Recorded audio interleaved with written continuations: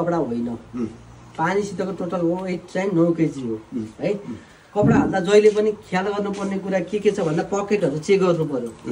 पैसा हुन सक्छ बच्चा बच्चीको खोल्टीमा ढुङ्गाहरु हुन सक्छ हजुरको पकेटमा चापीको छल्ला हुन सक्छ यस्ता कुरा ख्याल गरेर मात्र हाल्नु होला अनि अर्को कुरा कलर जाने कपडा छ भने सकभर नहाल्नु होला